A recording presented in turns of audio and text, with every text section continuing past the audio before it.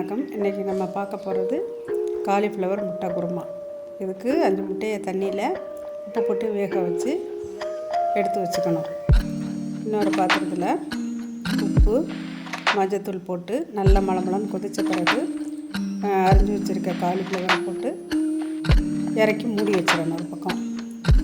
இப்போ இதுக்கு தேவையான பொருளை பார்த்துருவோம். 4 பெரிய தக்காளி, கருவேப்பிலை கொஞ்சோண்டு, ஒரு சின்ன வெங்காயம் பொடிசா நறுக்கி வச்சுக்கணும். சோம்பு, பட்டை, கடல் பாசி, கிராம்பு எடுத்துக்கணும். 5 முந்திரி பருப்பு, தேங்காய் கொஞ்சோண்டு, ஒரு மூடி தேங்காய், கொஞ்சம் பொட்டுக்கடலை, 5 பெரிய பல் பூண்டு. ஒரு மிக்ஸி ஜாரில் பட்டை, பாசி, சோம்பு,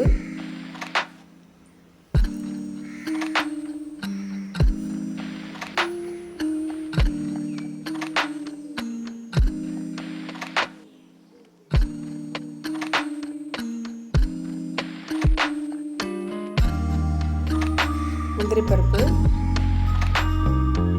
பூண்டு பல்,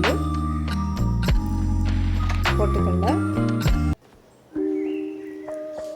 திருவி வச்சுருக்க தேங்காய் எல்லாத்தையும் போட்டு நைஸாக அரைச்சி எடுத்துக்கணும்.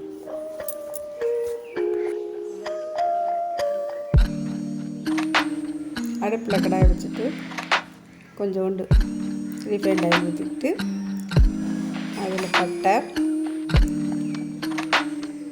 பாசி இதை போட்டு நல்லா பொரிஞ்ச பிறகு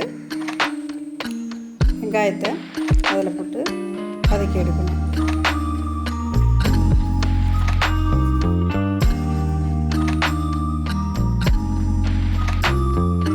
வெங்காயம் நல்லா வதங்கின பிறகு கருவேப்பிலையை போட்டுக்கணும்.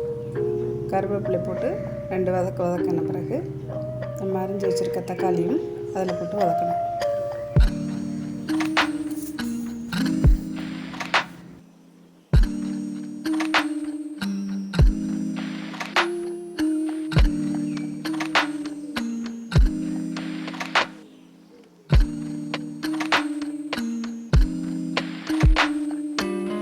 தக்காளி வதங்கின பிறகு ஜாரில் அரைச்சி வச்சுருக்க விழுதை போட்டுக்கணும்.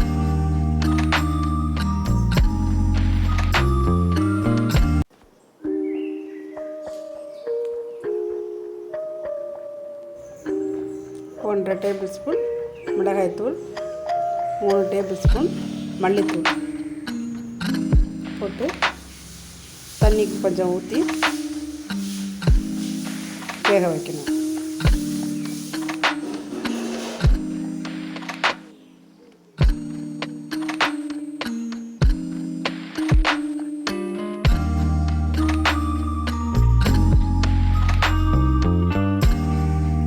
தேவையான அளவு உப்புத்தூள் போட்டு வேக வச்சுருக்க காலிஃப்ளவர் எடுத்து அதில் போட்டு கொதிக்க விடணும்.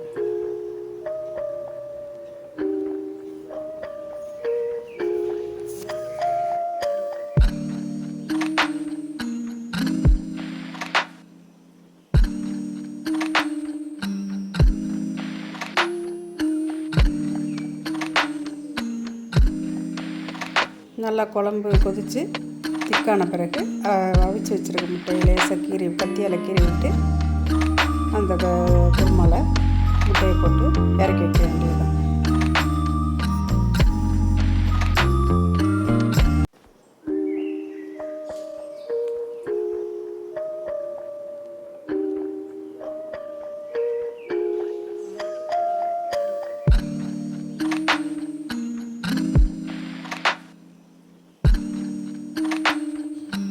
இந்த வீடியோ உங்களுக்கு பிடிச்சிருந்துச்சுன்னா லைக் பண்ணுங்கள், ஷேர் பண்ணுங்கள், சப்ஸ்கிரைப் பண்ணுங்கள். தேங்க்யூ.